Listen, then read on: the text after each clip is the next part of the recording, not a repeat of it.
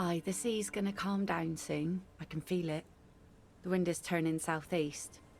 What's on your mind, officer? Oh. That's good to know, I guess. Why is it in the sea?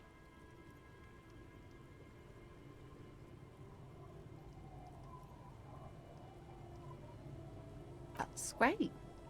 Until then, you should maybe start thinking about the funeral. Sire, she doth not believe it wasn't you.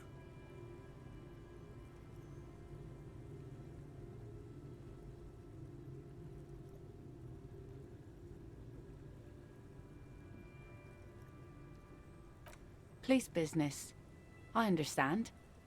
Anything I can help you with? Oh? Who? Well, how can I assist you then, officer?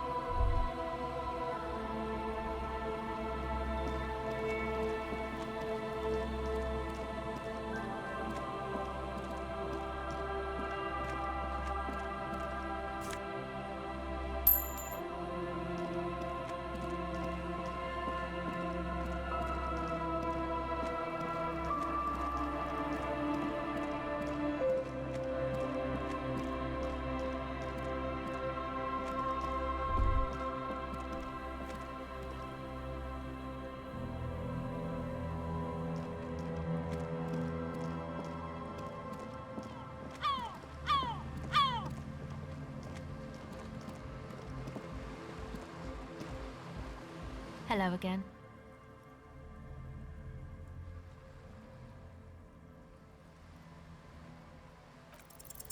The device is still warm from her touch and heavy as a brick from the batteries inside. The company logo, Omicron, adorns its yellow plastic cover. Inside, the tape is rolling. The girl looks at the device in your hands. She looks you in the eye, her pupils wide, surrounded by a ridiculous amount of makeup.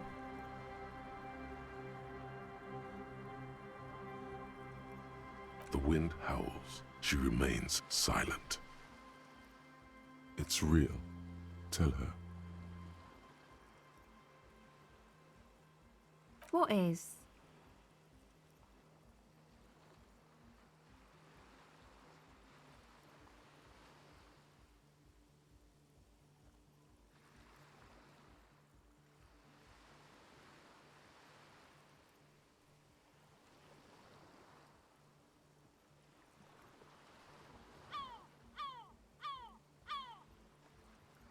I can't believe this turned into another mic thing. Fine. Okay, I'll stick to it. I'll knock it out in 3 rounds. There is little you can do to help her now. But given the chance, you feel like you should. There is something about her, a weightiness. So thanks, I guess, for the psych session. Maybe I can return it. What's been eating you, officer? Come on, I can tell. But, okay.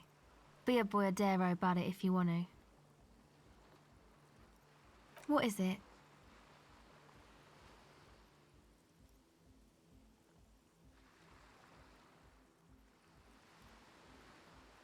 Oh, really?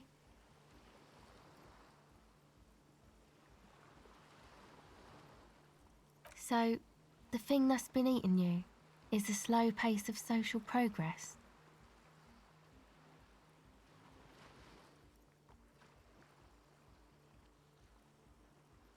No, it sounds like you just got chick issues. Okay. Why'd you think that?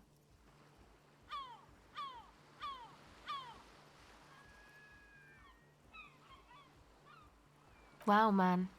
That's pretty symbolic, don't you think? Used to be sweet. Now it's shit. Seems pretty symbolic to me. Anyway, what else? There you have it then, chick trouble. Not political after all. Who was she? Really? You seem to be pretty upset about this chica. Are you sure you don't remember anything about her? Wow, man. That's some pretty strange shit. Are you sure the letters were for you?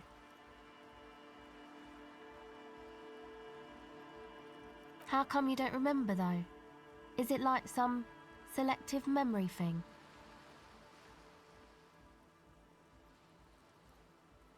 Man, when I get hurt, I just want to forget that shit, you know? That kind of selective memory. Yeah. Or it might just be some psych bullshit, you know? Königstein wank. You know, the psych thing they've got going on there. Rich people like it. People in Königstein are mostly rich. Sure. What's this? We're getting reports of normal, reasonable, temperate, political opinions somewhere in Martinez.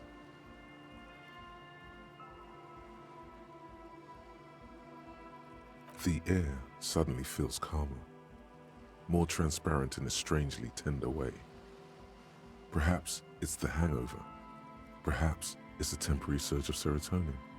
But something tells you it's time to become a citizen of the kingdom of conscience. It is not a place. It is a moment in time that can only arise in the right circumstances. In all of human history, it's only been achieved a handful of times. Incrementally. History's greatest catastrophes have been brought about by people trying to make the world a better place too quickly. That's the genius of Dolores Day. She recognized that progress is meaningless if its gains are lost because of instability. Real, lasting change can only come about gradually, increment by increment. Tisk tisk, just because you live in the present doesn't mean you have the right to place your needs above the needs of the future. You may never live to see the kingdom of conscience. Your children may not. Even your grandchildren might not. But that's no excuse not to keep working. What rationality? What benevolence?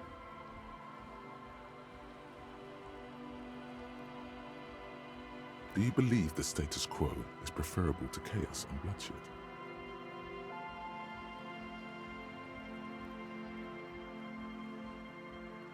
There you have it.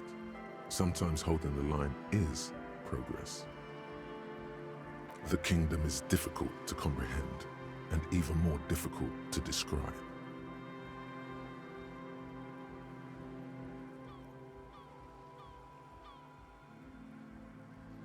partly because humanity will need to discard many of the categories that define and limit it today. The kingdom of conscience is post-capitalist, post-national. It's also post-industrial, post-ideological, and even post-sexual. Slow down, Mr. Reasonable. Did you miss the part about compromising and taking things slow? That's right. Remember, real democracy is just around the corner for Revachol. When that real democracy kicks in, a long time from now, we are all going to be so much happier.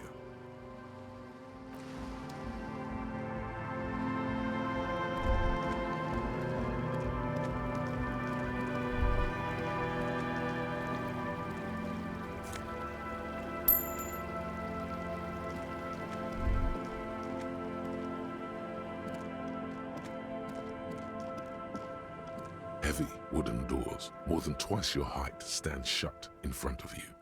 The rectangular sea-worn ornamentation appears in stark contrast to the padlock, carelessly drilled into the wood.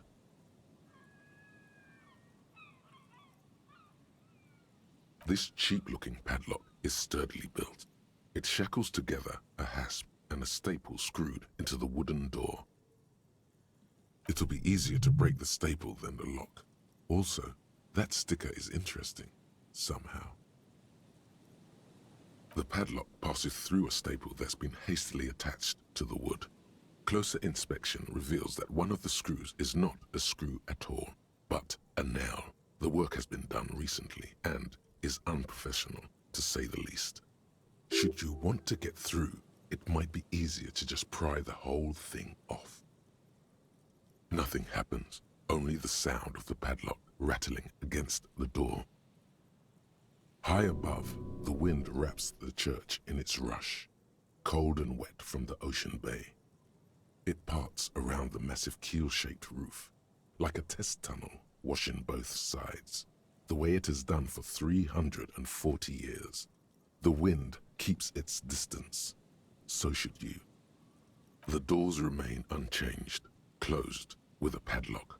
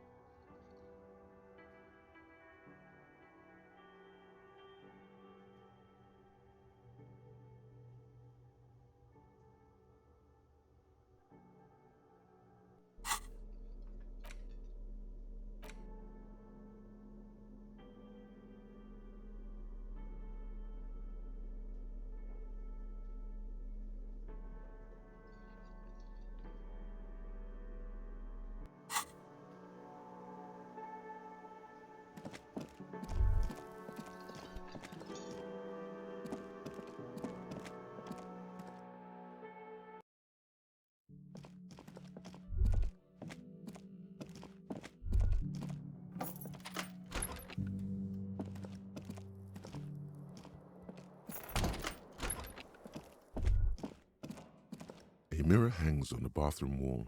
In it, your face, now without the expression. It's just hairy.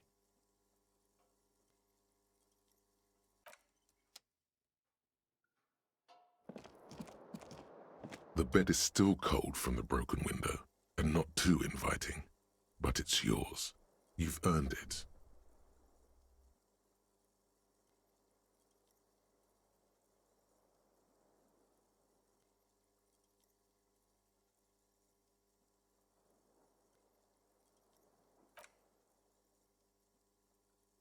It's not easy, but your bones are so tired from what feel like weeks of work on the case. You have to try. After what feels like hours, you feel you might be sleeping.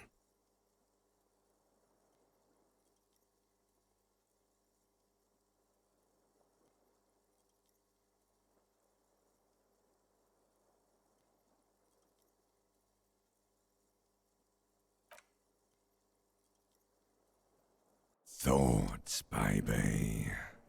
A million little lights in the dark. You're one fine instrument, brother. All those faces and all those names. All that laughter and screaming and scheming around. Every corner and every street.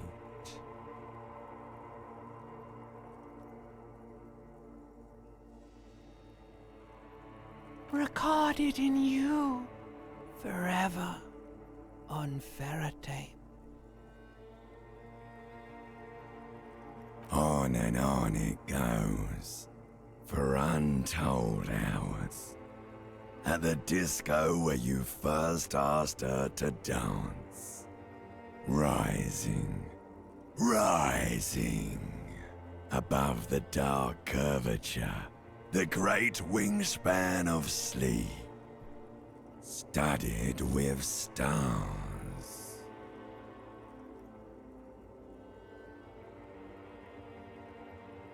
Behold, there are millions of them down there.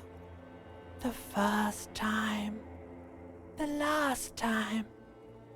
The smoke in her mouth, the plotted flowers. The faces turning, changing. It's the world, Harry boy, and you're made of it.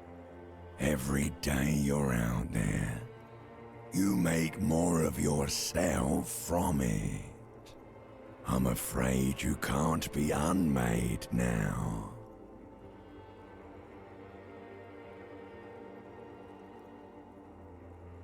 You can never forget this shit.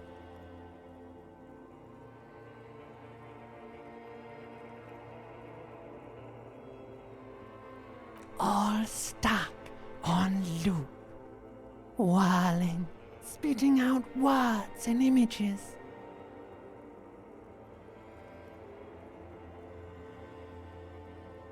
You're the son of the world again, Harrister.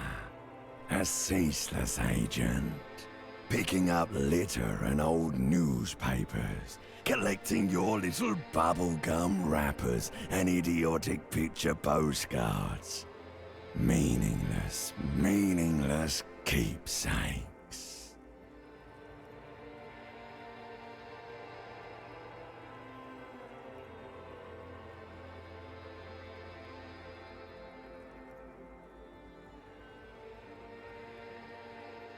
Reading your awful letters and recalling things, aren't you? The endless names of the world. An address book you are. The map of a city. You'll go insane if you keep going like this. One more day, and you'll be in the loony bin. I just know you will. And for what, brother man? For the greater good. Solving your little crossword puzzles. Doing your tasks. Crossing names off lists. Trying to become some sort of world detector. It won't make it okay. It won't put smoke back in her mouth. There he goes again. He's a real political animal, our Harry. He still doesn't see that it's the world changing around him. He's got no idea what he's in for. Beep, beep, beep. The alarm is ringing, Harry. The disco circus goes on and on. You barely slept 3 hours last night. You can do it. It's nothing. Do it for the city. Go. Do it for the wind. Do it for the picture puzzle. Put it all together. Solve the world. One conversation at a time.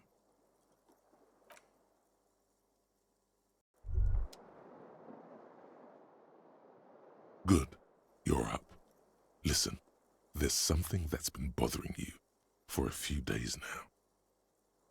It's a suspicion, or a feeling really, that things are not quite in hand around here. An earth-shattering deduction from your psyche. What will those guys come up with next? Every day, things seem to spin more and more wildly, out of control. The center isn't holding. And despite your efforts to moderate and contain these energies, things only seem to be getting worse.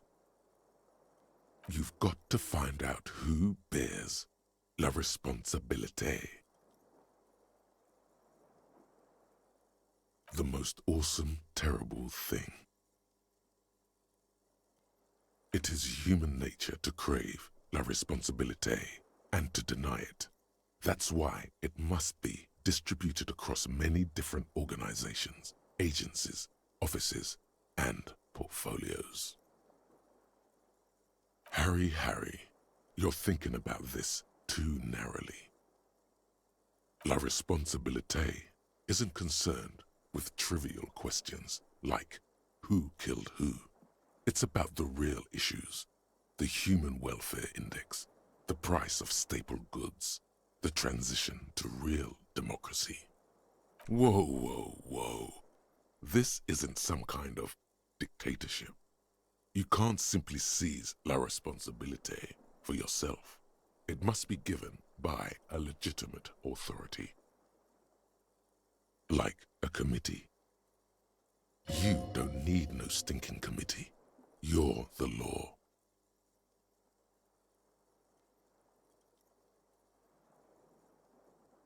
Really, Harry, you know in your lungs that true authority flows from institutions, not individuals. That's the single principle that separates civilization from barbarism. Technicalities. If you want your work to be accepted, you'll have to go through the appropriate process. There is always time to follow best practices. Once someone's decided to cut corners for the sake of expediency, who knows what else they're capable of? Swift, decisive action. Mass executions. Only the most even-keeled minds in Martinez. Your half-brother, the lieutenant, is a natural place to start. Together, you'll be able to discover who has la responsabilité in Revachol, and, if necessary, you'll have the wisdom and expertise to assign it among yourselves. Most likely, your findings will be collected in a report which will be carefully reviewed by your superiors. Once they've reviewed it, those same superiors will produce a set of recommendations to be taken up at the next meeting of the Standing Committee. Rest assured, no matter what happens, it will be done through the proper channels. Good luck. Your report is eagerly anticipated.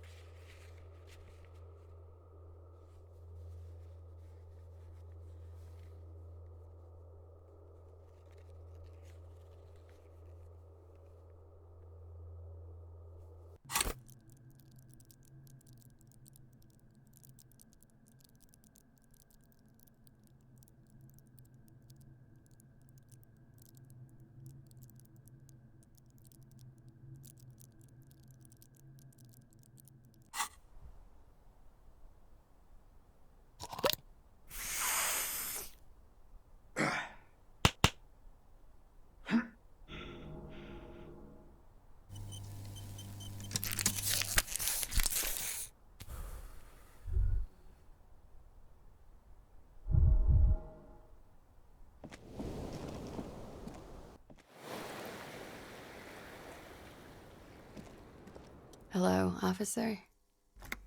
What brings you up here again?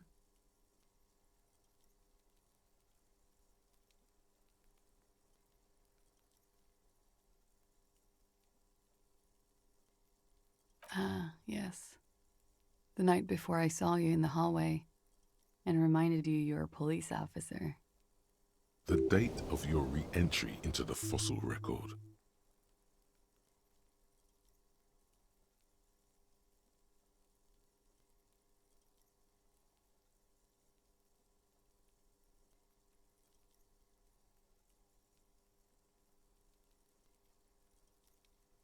Wow. That's some creation myth stuff right there.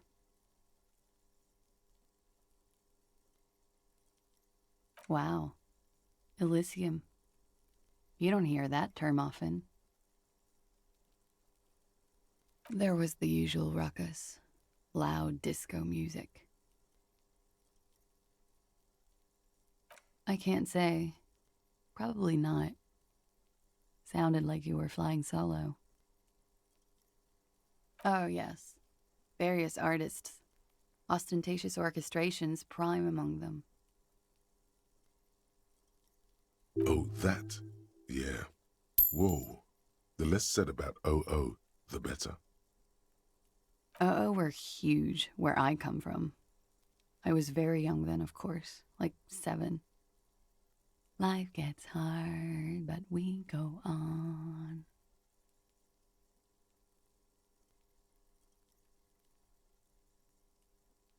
I don't know about that. At around 2 o'clock, the disco stopped and there was a change of pace. A slow, sad song started playing, like organ music on repeat. That went on for quite a while. Some of that time you were yelling along to it. Yes, there was a church in there. A really small church. Like the smallest, saddest church in the whole world. It was about that. And also that it doesn't matter anymore and that we're alone now. It was difficult to tell. The song itself was very quiet and soft, but you sounded like a wounded boar, sir. It was hard to understand what you were singing on top of it. Yes, it was very cool. It's impossible to say whether she's being sarcastic or really means it. Then you started screaming and trashed the place.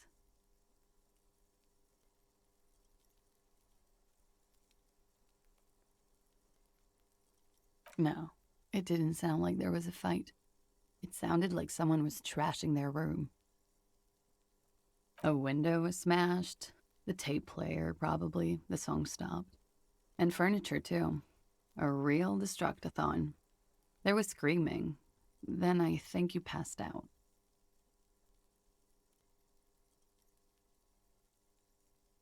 There was. I think you screamed that you didn't want to be this type of animal anymore. I may have misheard, but it was sort of memorable. I went out afterwards. Everything was quiet by then, around 4 or 5. And that was it. No problem, sir.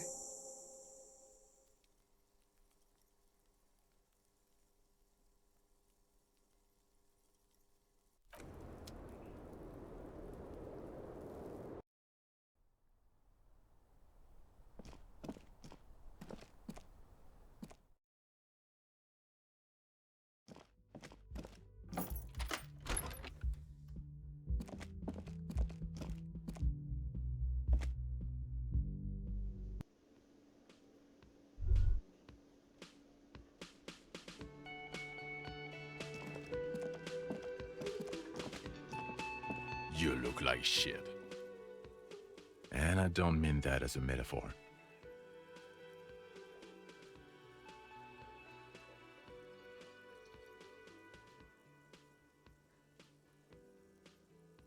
Oh, don't be so modest. We're looking at several months worth of damage here. Kind of a miracle you're still up and at it, to be honest. Oh, come on, Jean. It looks like it's been a rough week on him. It's not just this week. What you want? There's something about this guy that matches with a face in your head. A similar but different face. He might be wearing a disguise.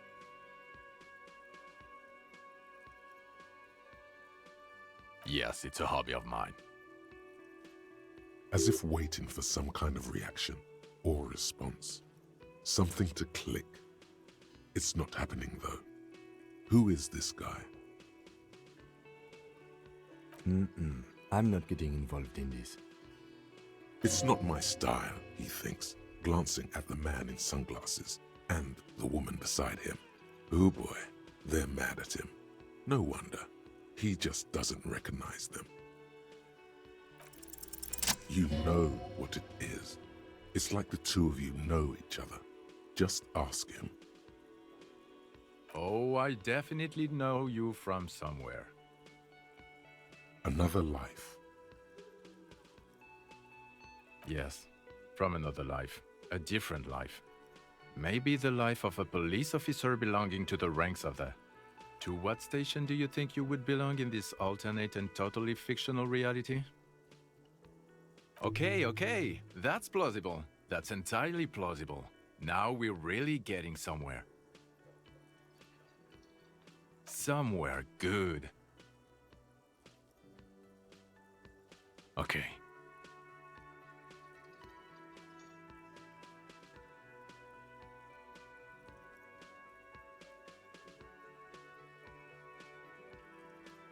You're not going to believe this, but police officers. Yes, sir. Solving crimes, locking up bad guys, and get this, and not getting that drink on at 2 o'clock. Just some regular boring motherfuckers in suits and uniforms. Nothing spectacularly extravagant like you, the far-out son of Lang. Oh, it's you, you eccentric genius. I mean, with your unorthodox approach to police work, it has to be you. Not even a little bit. It's an urban myth about an officer who is so far undercover he can't remember who he is. As I said, just an urban myth. You are not the son of Lang. He's trying to protect you from further rough handling dished out by the sunglassed man. Okay, yes, you get the joke. Leave it at that. Oh no. You see, I enjoy watching other better cops solve crimes. And let me tell you, it's been quite a privilege seeing you work. This isn't helping.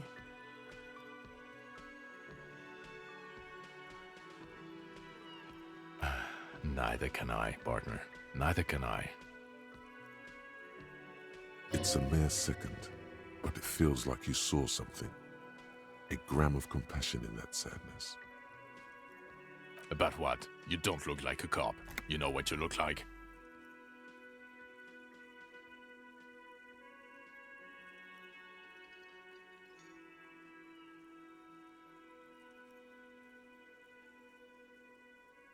Oh, well, go solve your case then. That would count as trying hard. He didn't answer your question. No. The man in sunglasses nods. Watch out for yourself, loser. That voice, so very familiar. Did you hear it when calling to your station and reporting your badge missing? Oh, really? I wonder where. That's the where you remember me from? You don't say. Goodbye then. The voice thing was a coincidence.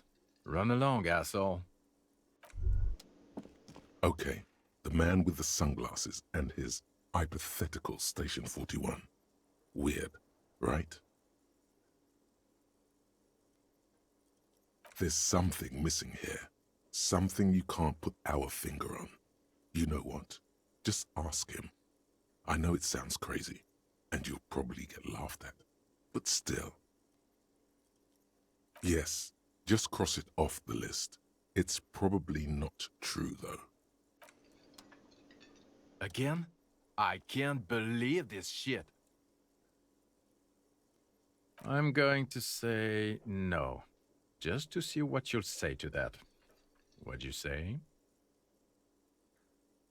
God fucking shit. None of this is great news for him. Okay, I was clearly wrong. He is a firefighter, male nurse, animal control agent, something of that kind, not a cop. Go on with your cop work. Don't let me stop you again.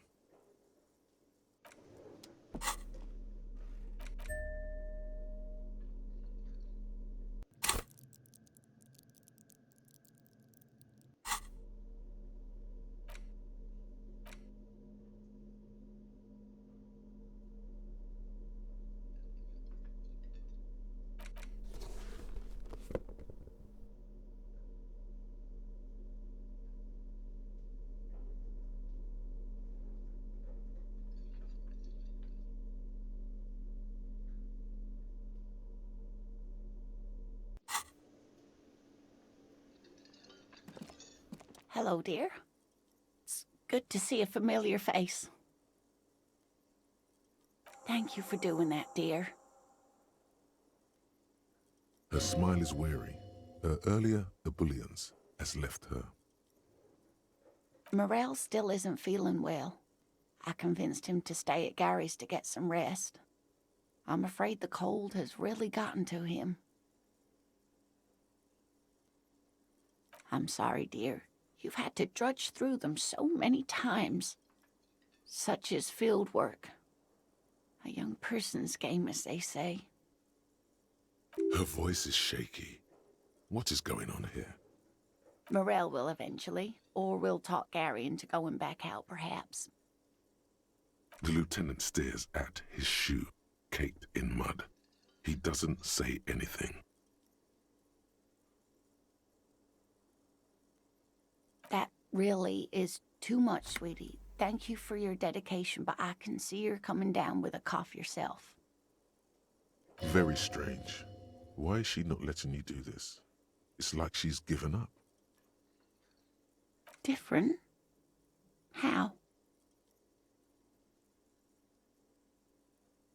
I'm in doubt, sweetie. That's all. Everyone is now and then. It's a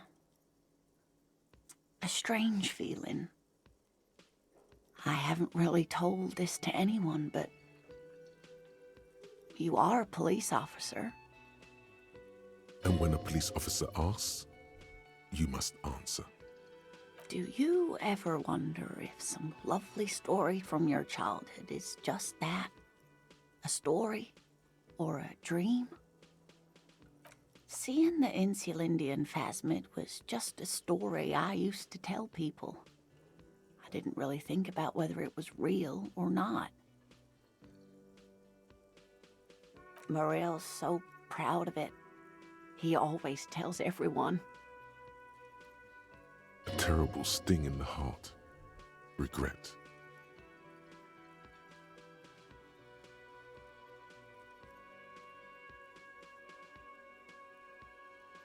No, sweetie. There's more to it than that. Morel was so eager to believe my story was evidence of the phasmid's existence. That I'm some queen of the cryptozoologists. That. And for years, his belief made me believe too. But now, we're both getting old, and he's still working himself sick out in those reeds looking for it. But what if I was just wrong? I think I was. The lieutenant opens his notebook, but doesn't write anything. He's hiding. These things are tough on him. Matters of love, not violence or deceit.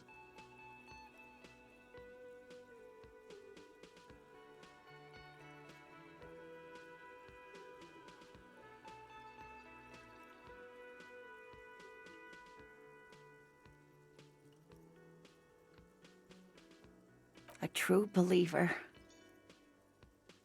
Sometimes I still see it too. The real memory of it, how it was there. Not the memory of the memory, but it's so hard to tell the two apart.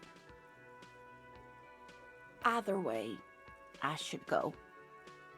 Poor Morel is running a fever, and I need to get him home to Jamrock before we overstay our welcome with Gary. Really? Oh, sweetie. Please don't get stuck on a dream. Take it from me and Morel. No one can stop you from finding the phasmid. Okay, it's 1113 Tabernacle Road, Jamrock, but... A sigh. She doesn't think you'll need it.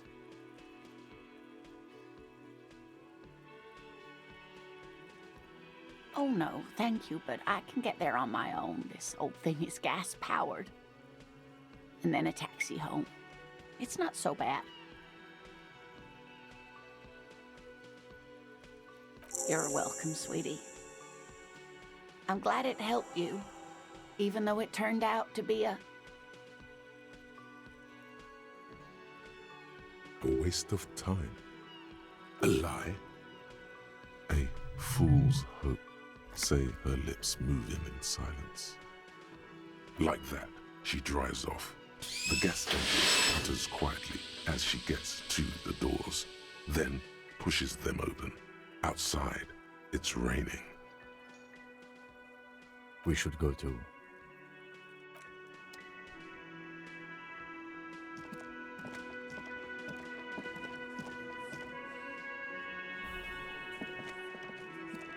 I've got nothing to say to you. Why are you wasting your time?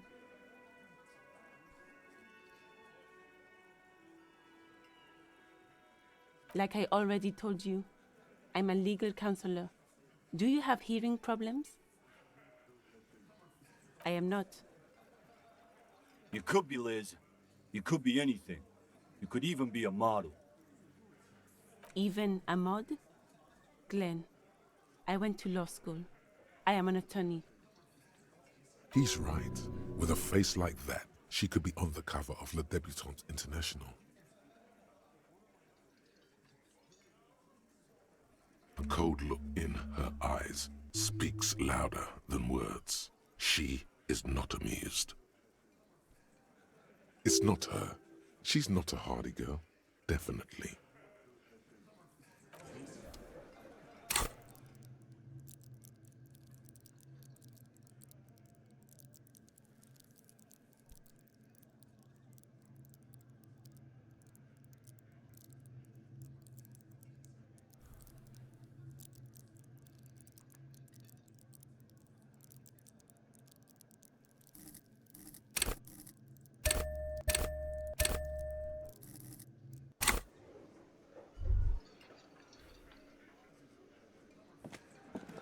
It's you again.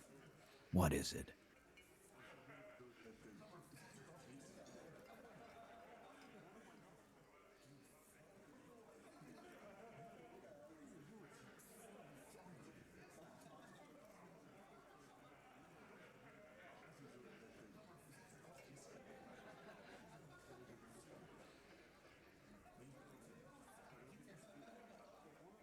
A bullet, you say?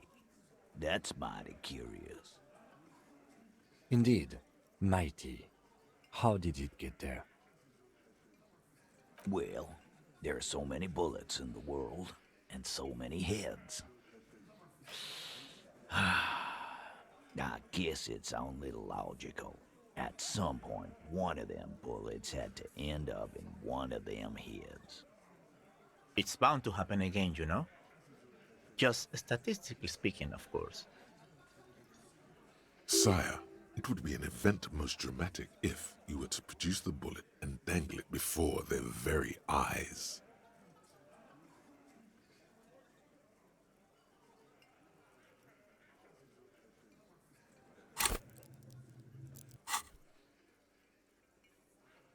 Wow!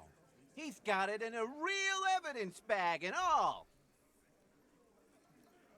Why don't you go home and log it into evidence? These men have told you what happened. Shit! I probably did shoot him. I was drunk last night. You guys know me when I'm drunk. Yeah, Glenn likes to shoot his guns when he's drunk. Better hope he stays sober. No, he meant before he was hanged. Did you shoot him before you hanged him? Before? After?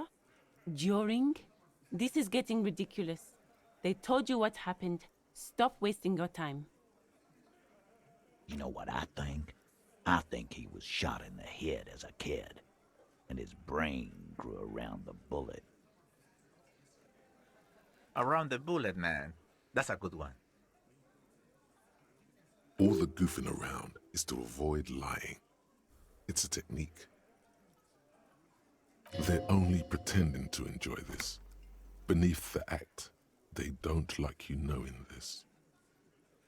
Never been worried in my life, lawman.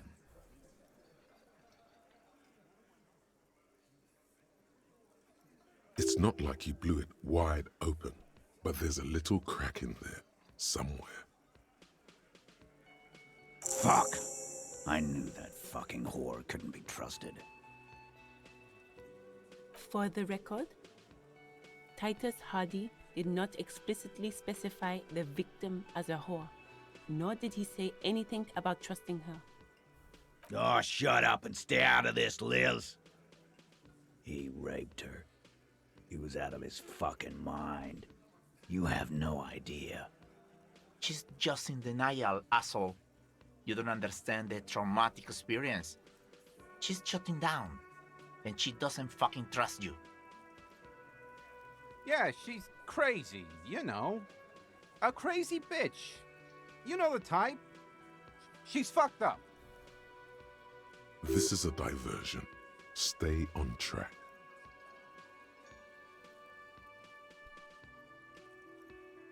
She wasn't raped. The witnesses' statements were very clear. Lawman, I'm at the end of my goddamn rope with you. I fucking told you not to push her. His hands become fists. And you went and pushed her. I am gonna fucking... Titus Hardy!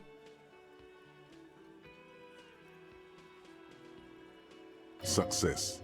Titus backs off. Fists down, everybody.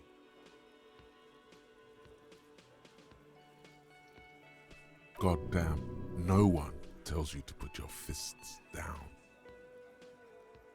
Everett personally sent me to take care of this. If this goes south, we'll all be in the shit. But you, Titus Hardy, are going to be buried. Am I understood? When she's angry, she emphasizes the S. It gives her voice a strangely hypnotic quality.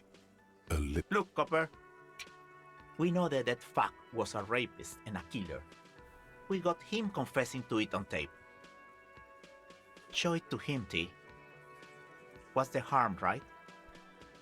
Here, jerkwad, listen to this shit. And then come back and tell me the soldier of the apocalypse was an innocent man. This is their last play, this tape. Their story is in tatters, a mess. It might be nice to listen to, but at this point, you don't need to. You don't care about evidence. The fuck are you a cop for, then? Pigs, T. They don't care about getting the truth. They care about getting convictions. They are fucking keeping a score on their bulletin boards.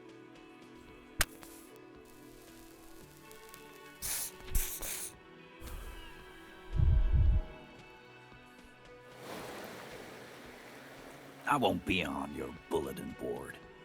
If you don't listen to the tape, we got nothing to talk about. There's a lot of questions.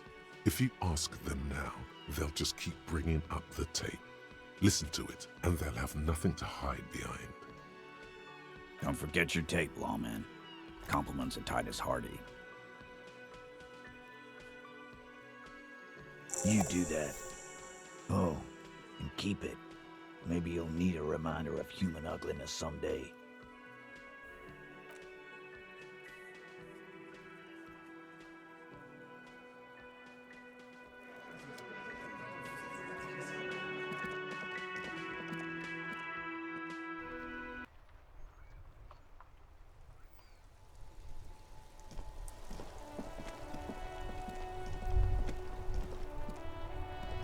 Yes?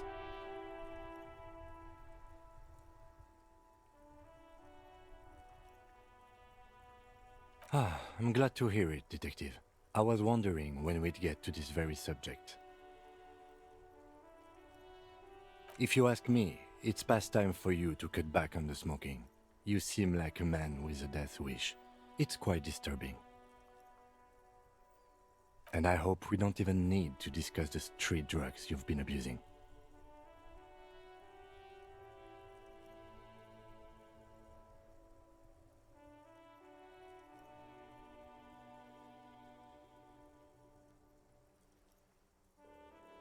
The lieutenant's quizzical expression gradually deepens into a frown. So, what are we talking about then? Why are you pronouncing it like that gentleman from the Institute of Price Stabilité? You know what? Forget it. What specifically are you trying to assign responsibility for?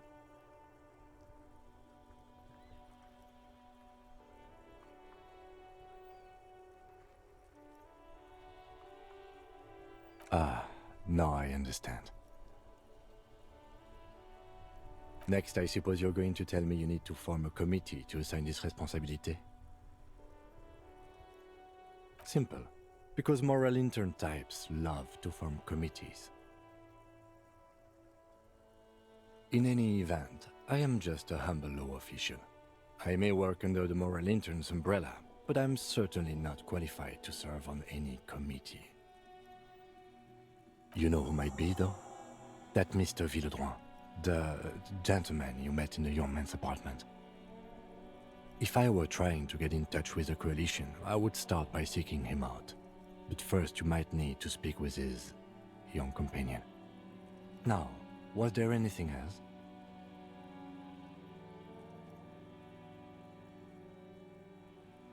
Okay, let's talk about it.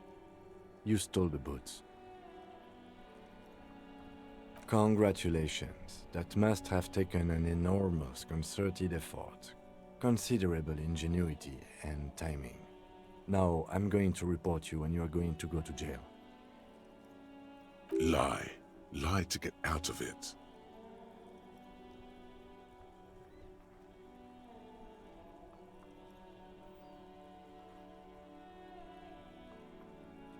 Sure. Anyway, did you want something? Related to police work?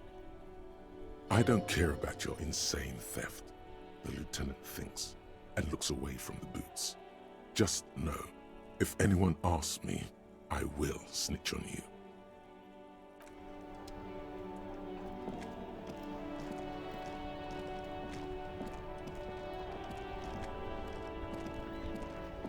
Inside, you see a set of steering levers, a radio microphone, a pull-out toolbox, and the soft glow of the fuel preheater gauge. This is Precinct 57. How may I assist you? Sorry, sir. I still haven't heard back from the database people. Try calling again later. Is there anything else I can do for you? 57's over and out. In the cabin, you see a set of steering levers, a radio on a hook, a pull-out toolbox, and the soft glow of the fuel preheater gauge.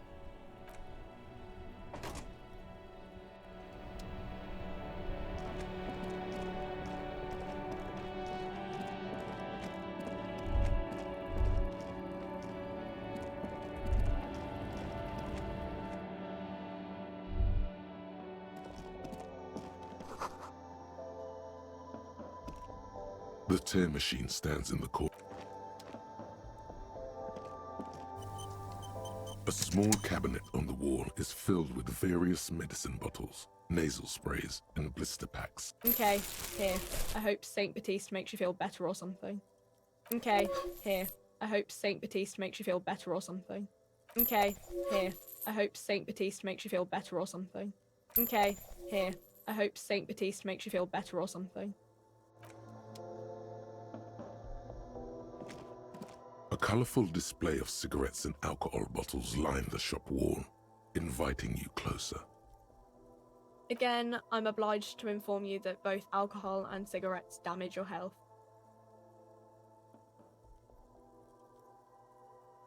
Here you go, mister. Here you go, mister.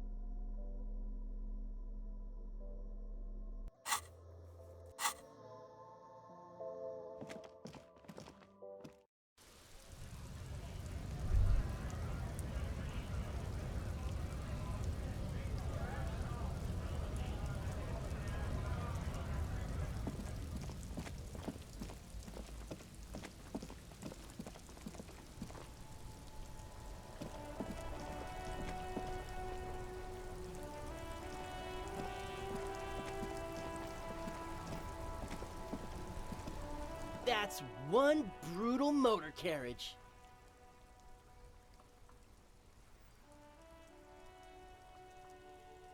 If I were a real skull now, I'd jack it, paint it in palm tree livery, then bottom light it, neon style. A snazzy shit-ripped skullmobile like this would make a fine trophy. We could, like, hang fucking shrunken heads from the side mirrors. Cops' heads. Scary tribal shit. Yeah, tribal shit. A cop carriage like this would have proper skull value. While I appreciate the interest you take in my brutal motor carriage, I have to stop you right there. The RCM takes threats directed at its property seriously. It's just theoretical work, Copper. No basis in reality. Man, if we were certified skulls right now...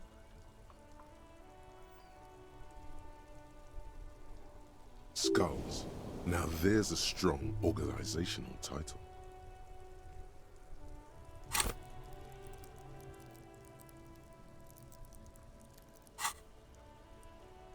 Was it a good idea on the lieutenant's part to get into this? Don't even answer that. Just leave. You can always come back later, on your own terms.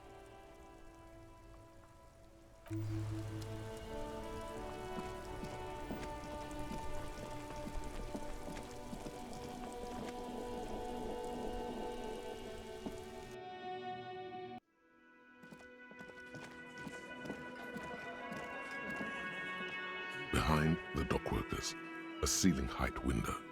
The hawthorn branches scrape the glass like bony fingers. You see 2, maybe 3 bushes grown into a single thicket over a period of circa 50 years. It takes time for a hedge like that to form. There's a yellow ribbon tied to one of the branches, light yellow, faded with time.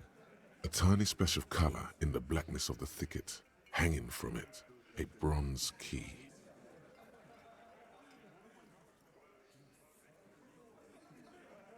Someone hid the key in the bush and attached a yellow ribbon to make it easier to find.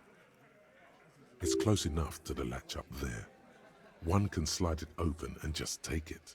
Surely not a coincidence. Huh?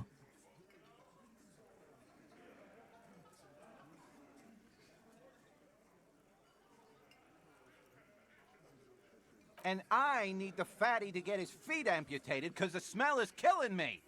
We can't always get what we want.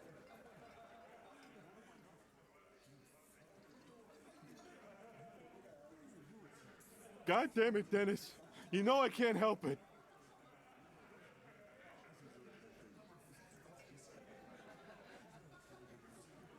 Sorry, fucko. These guys won't help you. Looks like you're gonna have to go bush diving. The Hawthorne's got a bitch of a bite. I'm gonna enjoy the sight of you in the bushes out there. With a loud thud, the old man stands up, pushes the window open, grabs the key from the hawthorn branch and slides it across the table to you. The key is brass. Workshop spare is etched into its bow. The old man closes the window and sits back down in silence.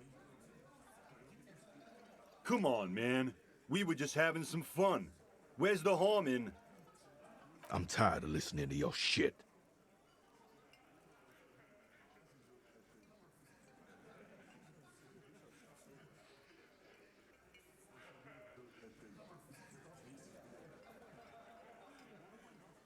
Didn't even know it was there. Boys. No idea. Never even seen it. Someone must have hidden it there before this room became our place.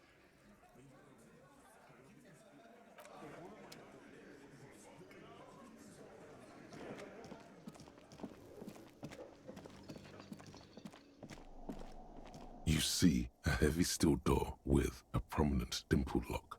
It's painted blue. The key fits the dimple lock. It takes a bit of effort to turn it after all these years, but then the lock clicks.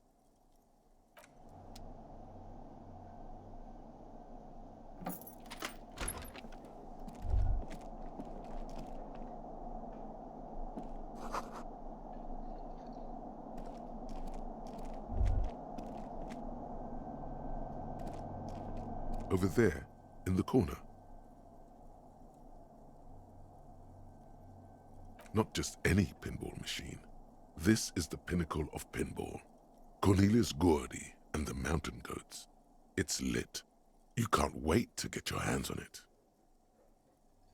The pinball machine. Gordy's Goats. A classic. A little. Feels like a lot. Too much to play it again. Ah, great. Cornelius Gordy and the Mountain Goats reads the golden lettering on top of the back box. There's a small column of text underneath. The machine is coin-operated. Get the game on, Fingerboy. Those flippers are ready.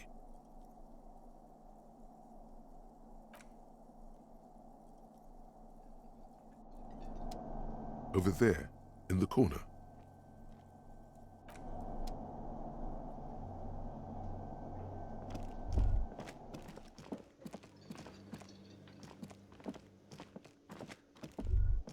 All these mesmerizing machines, just waiting to be plugged back in and played. Feels like it might jump back to life any moment, the lights illuminating the white-robed woman. Some kind of inane pinball theme, probably related to Messina during the DeLorean age. The history themes are the worst. Deora was one of the 3 crown cities of the DeLorean era, on the Muindi Isola, the others being Ria Silvia and Advesperaskit. This theme is all about early airships and beautiful, sad, pearl-laden women. It's quite nice, actually. The lieutenant grimaces, looking at the machines. You can't fire them up. They are broken. Only that one machine in the main hall works. The Royalist Pinball. What a dumb name. Royalist Pinball. If they weren't broken, he would kick one of these machines about now. No, I love it. I love pinball. Who doesn't love pinball? Let's move on. He doesn't.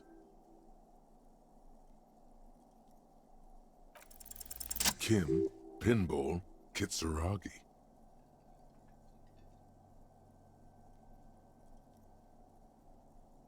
Exactly. That's what he's known as. His reputation precedes him.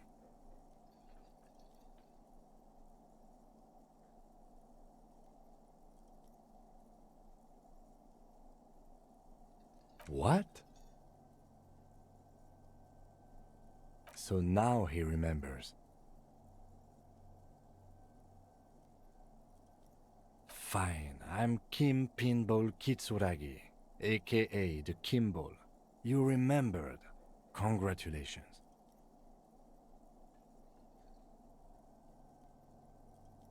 Wonderful. He only remembers hearing about the pinball policeman. No human being should.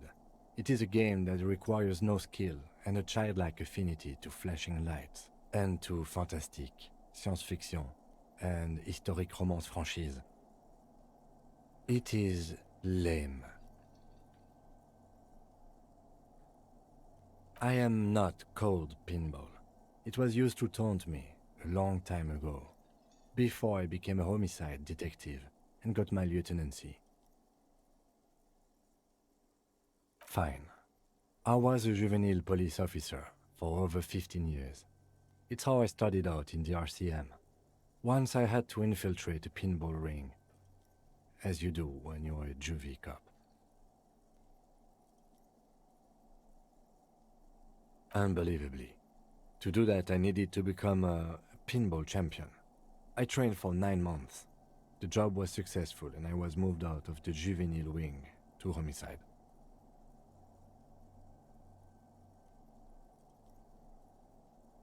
End of story.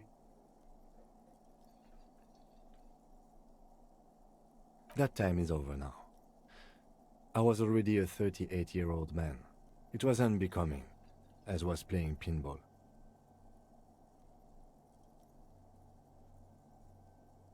So that's why he doesn't want to talk to Kuno. Trauma and stressor disorder from being a juvie cop.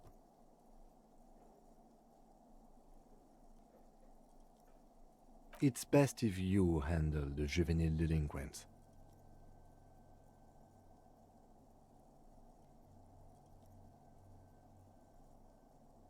Lieutenant Kitsuragi is good too. Now, we really need to continue our sweep of what appears to be a secret path through the whirling.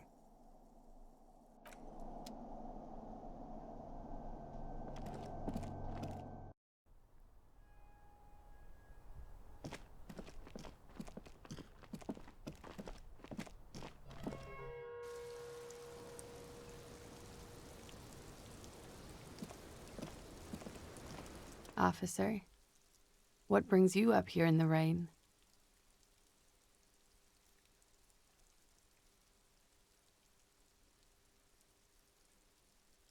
It sounds like the boys would have preferred my saying it did happen. I didn't want to get caught up in this. She is not at all worried the tape will contradict her statement. What does that recording say? We are in the process of listening to it, but haven't yet. May I suggest the stereo system in your partner's room? I'm sure it plays more than Oh-Oh and the Sad Small Church Band. Mine, unfortunately, only comes with a mimsy little radio.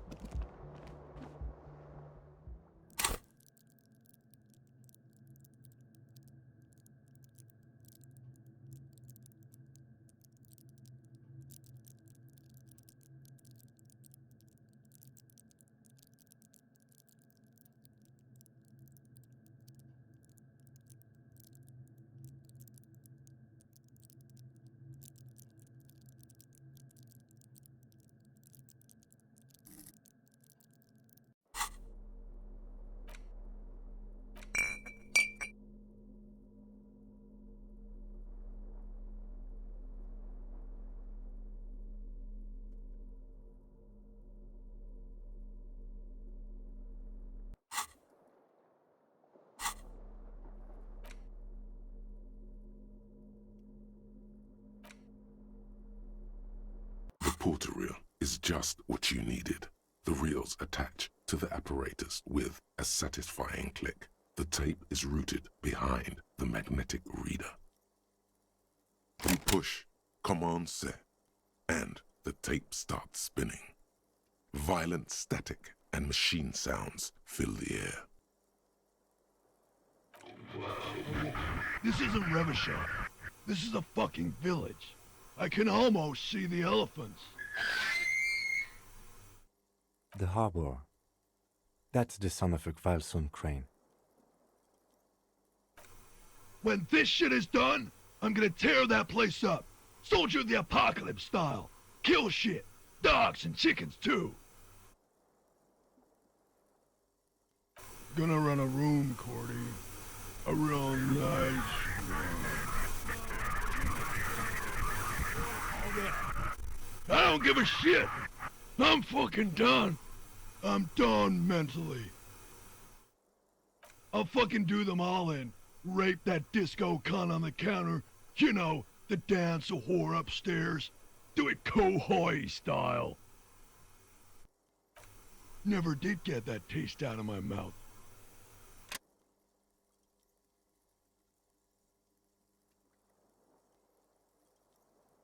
The lieutenant presses the button marked Arrête on your porter reel.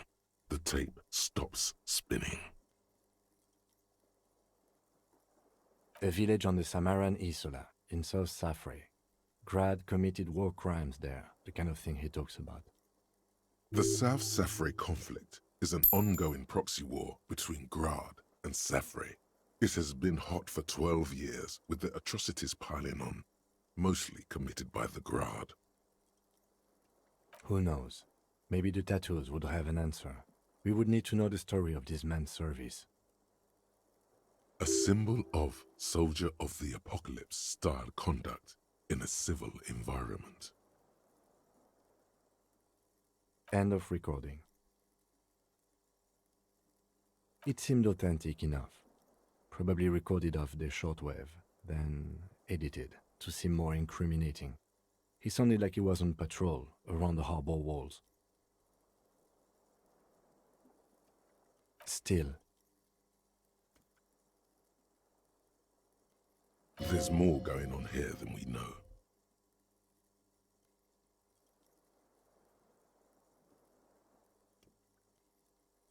Corty could be short for Cortenard, one of the other mercenaries, the one he was talking to. Probably the mountain at the harbor gates. Mr. Right to Work. I think we've got a few more questions for class here, don't you? This seems to contradict her testimony, at least to some degree.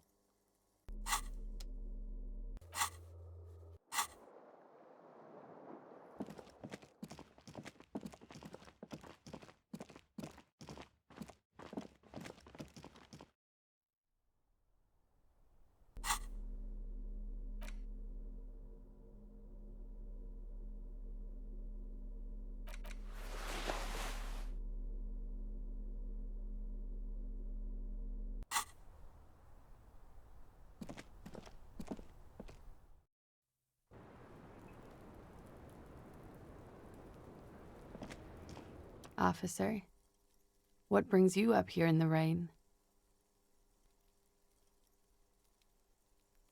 She puts her coffee cup down with a soft ring as the porcelain meets the metal table.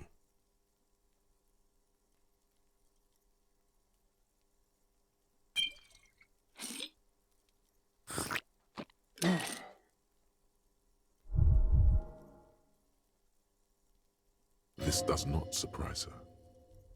Did he?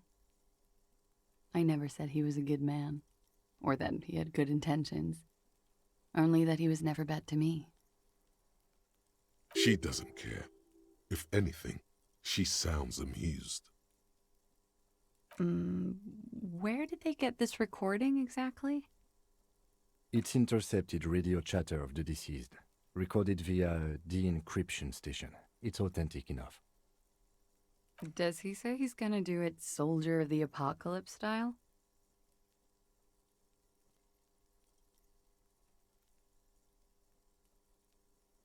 The phrase was used. Yeah. That was practically his pickup line. A memory surfaces in her tired neocortex. It's not entirely unpleasant. Did he say whores a lot? Was he pretty much on the verge of doing it Kohoi style?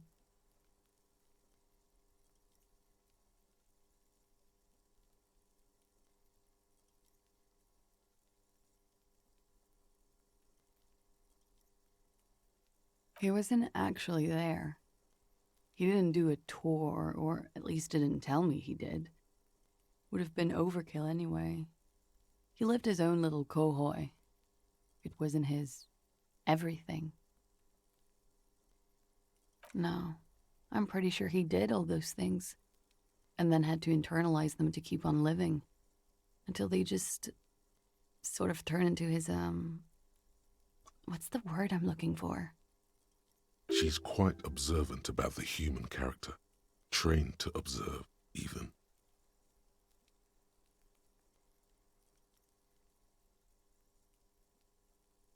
People who go to university know how to use words like internalize and integrate, officer. Now, what was that expression? There's more to this. She has an index in her head of pathologies and how to exploit them. I can almost see her turn the pages. Running joke. I was gonna say running joke. And it sounds like you didn't even get the good bits. Lely's punchlines got way, way funkier than that.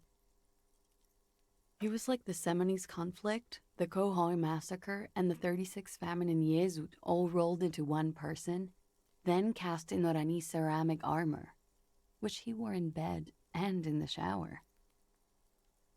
When he said he was done, and done mentally, it didn't sound like a joke. It sounded like a deeply troubled man. Well, maybe I pieced him back together with my magical personality.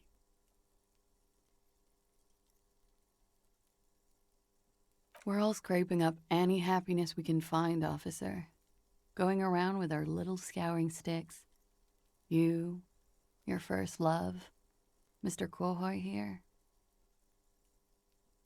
Did he tell you he had actually done any of those things? He and Martinez, I mean?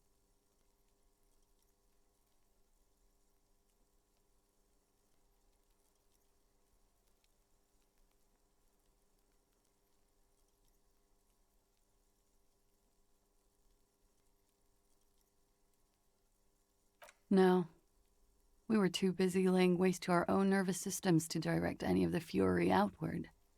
He seemed happy, I guess. At ease. As much as a man like him could be.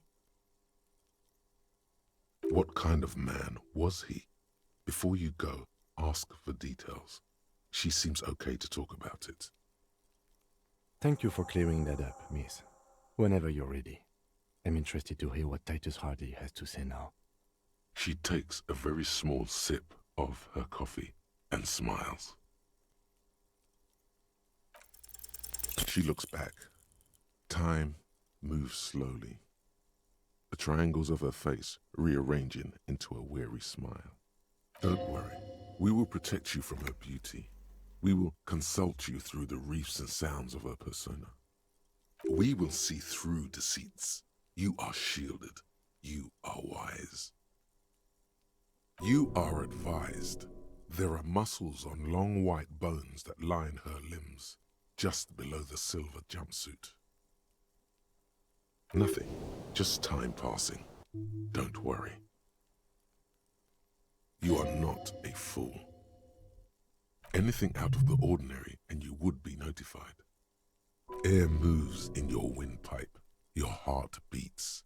You're a detective. Get back to detecting. The strange moment ends. It was brief, no longer than 2.2 seconds. Like, for example, his name? Actually, officer, I didn't know his name. I just called him Lely. A nickname? I guess. He came from Lelystad. It's short for that. And it was his army name, apparently. He said his real name wasn't his. I tried to pry it out of him, but it was no use. Lelystad. That's a good start. We have a few questions you can help us with. A few things a field autopsy alone can't answer.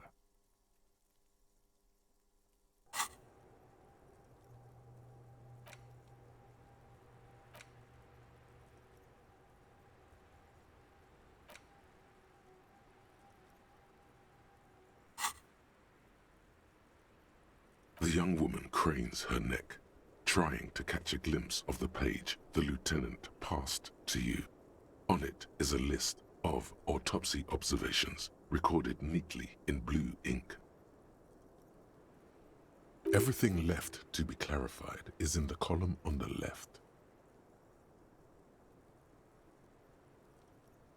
In Oranje, officer. It's, I think municipality is the term. A nowhere town there. The Lelystad municipality has few boroughs and even fewer cities. It's made of agricultural plots near the border of Gottwald. Executive summary: cows, silos, and wheat. You were almost right, officer. That means his race was occidental, not mondial. I'll update the form.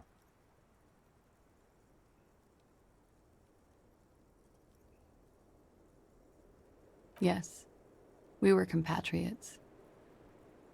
Did that bring you together? No, he was too old for that.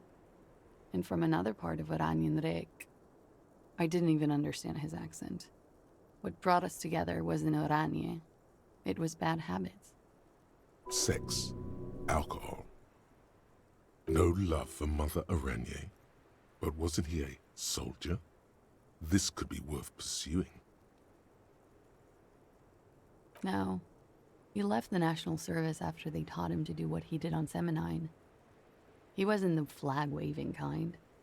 He was the making money, killing people kind.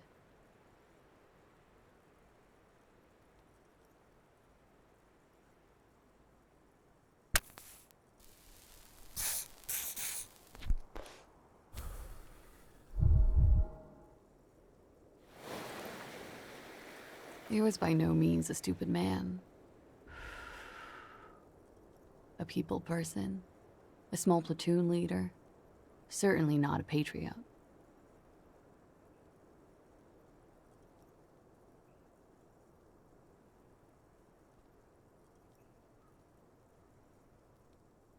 Mm-hmm. There is nothing on Muindi. The old world is dead, and we both knew it. Maybe Oranje did bring us together, in loathing. I love Revachol, though. I hope she loves me, too.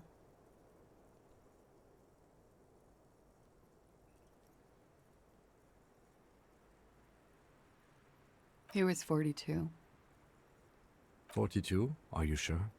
I would have had him above 50. He had many scars that made him appear older. But no. We even celebrated his birthday, like, some weeks ago. It was a funny 2 days. He had little reason to lie to me. Looks like you were right, officer. Points aren't good. Have one, you old dog, before we all die. The young woman looks at you, then the lieutenant, then you.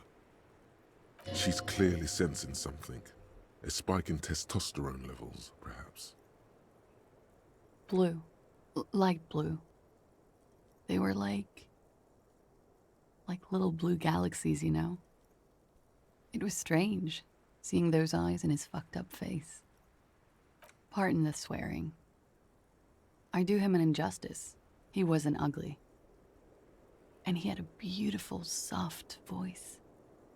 Very surprising, what with all the scarring. It was quite something, watching him speak. He had a combat wound on his chin and mouth? Yes. Severe.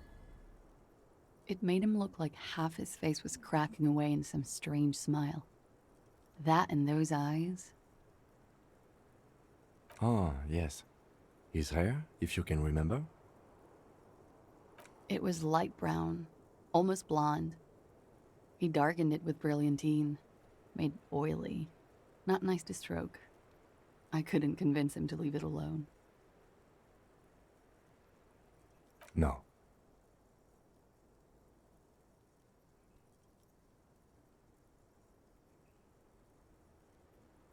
Okay, sure. Here you go. What else are we missing, officer? Oh, that.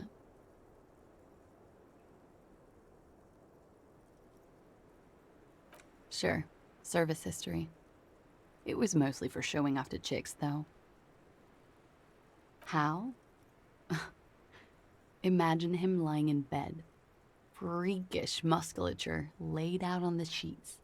Scarred, of course. Tattooed. The sheets are dirty for some reason.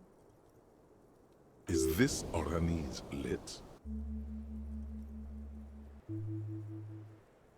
He's smoking and drinking, of course. And his chest and shoulders and arms are studded with stars. Tens, hundreds of them. Maybe even thousands. And the woman goes like, "What was this, baby?"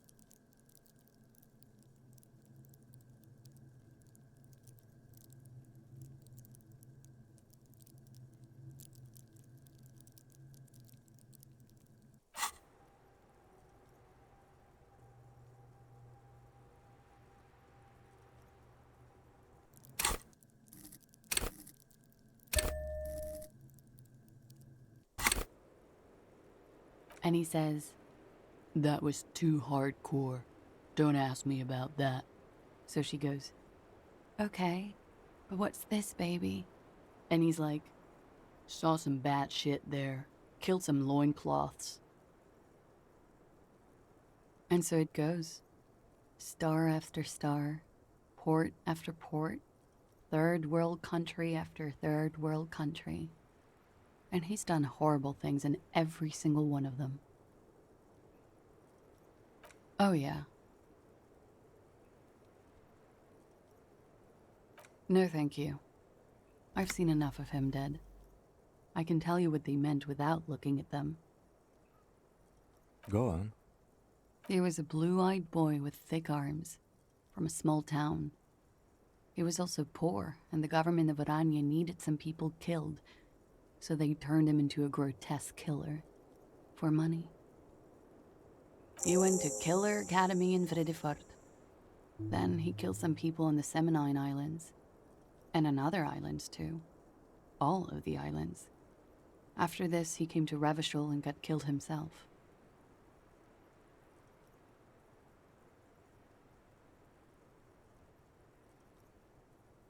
It is when you're high. It can be very exciting then. You have the tools to deal with it. It's not a very nice story to remember when you're sober.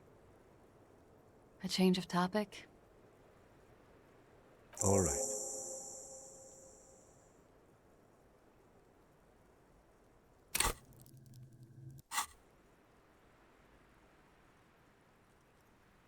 Coolly, gracefully, she pours herself more coffee.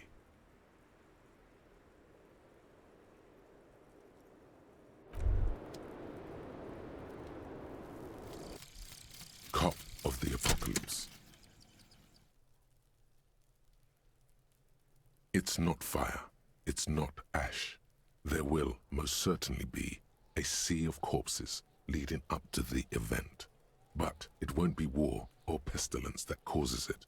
Oh no, the event will belong to a genre of cataclysm no man has dared to suspect would ever come to pass. You can only sense the shape of it, like a cavity, a pit opening up in your stomach, a throat into which the world will vanish. The streets, the grass, the stars, all will be rolled back. By whom, by what, and how, you don't know. All you know is you're not joking around.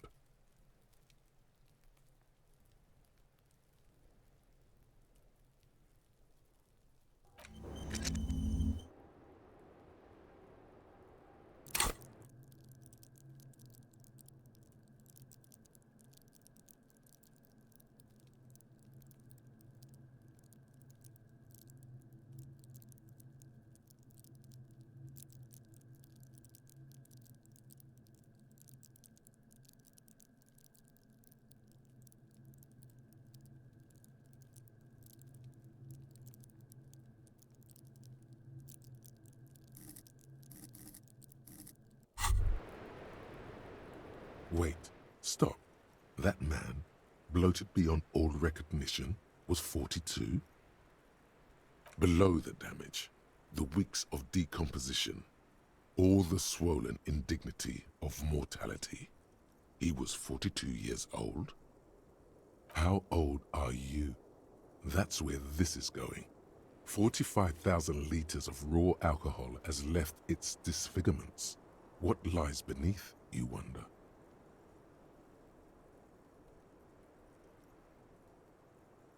Huh. How old do I think you are? She's buying time to formulate the best answer. I don't know. 1, 2. I don't know what I'm supposed to say. How old is a newborn cop who doesn't remember he's a cop? You're not. Sure he is. You know, age is just a number. Yes, but for him, that number is 56. Wait. This requires scientific measurements. To the laboratorium.